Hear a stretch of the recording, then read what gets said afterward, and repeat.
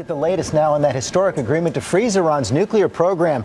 Greeted by cheers in Iran, jeers in Israel, and drawing tough questions from Congress. ABC's chief foreign correspondent Terry Moran is covering it all from London. Good morning, Terry.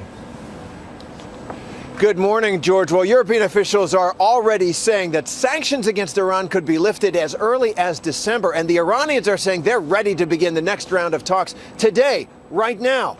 But in the U.S. Congress and among some key allies, there's a lot of skepticism. In Tehran, they love this deal. Crowds gathering in the middle of the night to welcome home their negotiators from Geneva like conquering heroes. In the Congress, not so much. Now is just not the time to ease sanctions when they are working.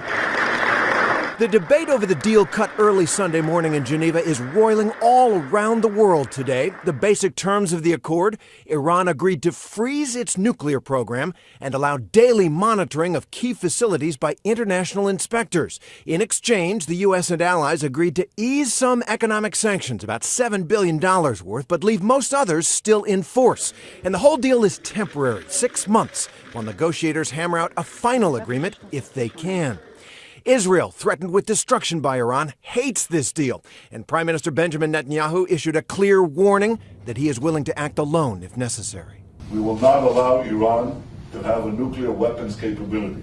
And congressional critics, Democrats and Republicans, are preparing new sanctions. But in the middle of all the uproar, President Obama seems willing to take a gamble for peace. Today we have a real opportunity to achieve a comprehensive, peaceful settlement.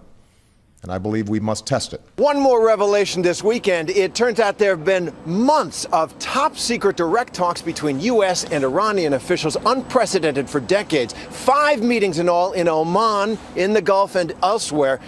Proof, George, of just what an incredible gamble and a high-stakes one this has been for President Obama and his team. And for both sides, Terry Moran, we also know that the Iranian president was under great pressure to reach this deal as well. But what are the thoughts on whether this can really lead to a new relationship between the United States and Iran?